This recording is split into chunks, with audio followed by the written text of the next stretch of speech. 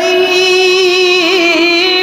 ও ফেরেশতা আমার বান্দা কোথায় যাচ্ছে? কয় তোমার বান্দা মসজিদে জুমার দিন জুমার নামাজ আদায়ের জন্য যাচ্ছে। আমার আল্লাহ কয় ফেরেশতারি, আমার বান্দা জুমার নামাজ আদায়ের জন্য সকাল সকাল সবার আগে তিনি সেজে গুজে মসজিদের দিকে রওনা দিল। আমার বান্দার প্রতিটা কদমে কদমে এক বছরের নফল নামাজ আর নফল রোজার সওয়াবটা লিখে দাও। এক বছরের প্রত্যেকটা কদমে বান্দা ঘর থেকে বের হয়ে মসজিদে আসা পর্যন্ত যতগুলো কদম দিবে গো, আমার আল্লাহ কয় ফেরেশতারে প্রত্যেকটা কদমের বিনিময় তারা আমল নামায় এক বছরের নফল নামাজের সওয়াব দিয়া দাও। وقال رسول الله صلى الله عليه وسلم إذا كان يوم الجمعة وقفت الملائكة على باب المساجد يكتبون الأول فالأول ومثل المهجر كمثل الذي يهدي بدنة ثم كالذي يهدي بقرة ثم كبشا ثم دجاجة ثم بيضة فإذا خرج الإمام طعوا صحفهم ويستمعوا الذكر متفق عليه جربل سبحان الله।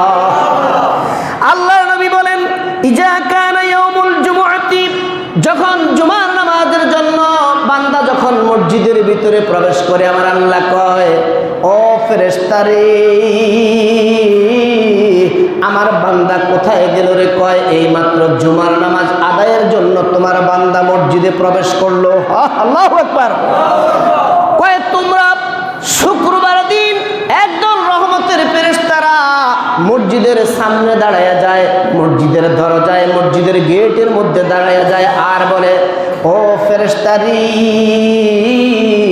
আমার যেই বান্দা সর্বপ্রথম মসজিদের মধ্যে প্রবেশ করবে তারা আমল নামায় একটা উট আল্লাহ রাস্তায় সদকা করার মতো সওয়াব লিখে দাও। আল্লাহু আকবার বলি, আল্লাহু আকবার।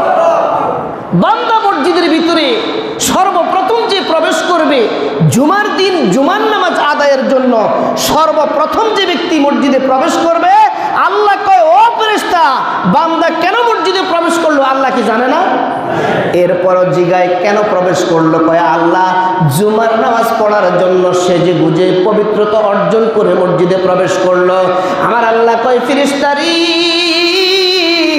আমার বান্দার আমল নামার মধ্যে একটা উট সদকা করলে যেই পরিমাণ সওয়াব ওই পরিমাণ সওয়াব তার আমল নামার মধ্যে দিয়ে দাও। এরপরে আল্লাহ পাক ডাকে ফেরেশতা, তারপরে যে ব্যক্তি প্রবেশ করলো তার আমল নামার মধ্যে একটা গরু আল্লাহ রাস্তায় সদকা করলে যেই পরিমাণ সওয়াব ওই পরিমাণ সওয়াবটা তার আমল নামায় লিখে দাও। তারপরে 3 নম্বরে যিনি প্রবেশ করলো তার আমল নামায় একটা বকরি সদকা করার মতো সওয়াব লিখে দাও। 4 নম্বরে যিনি প্রবেশ করলো তার আমল নামার মধ্যে একটা মুরগি সদকা করার মতো সওয়াব লিখে দাও। এরপরে যিনি প্রবেশ করলো তার আমল নামার মধ্যে একটা ডিম কোরবানি করার মতো সওয়াব লিখে দাও। এইভাবে করতে করতে করতে করতে লিখতে লিখতে যখন ইমাম খুতবার মধ্যে যখন দাঁড়িয়ে যায় এবার ফেরেশতারা আমল নামা বন্ধ করে খুতবা শুনতে বসে যায়।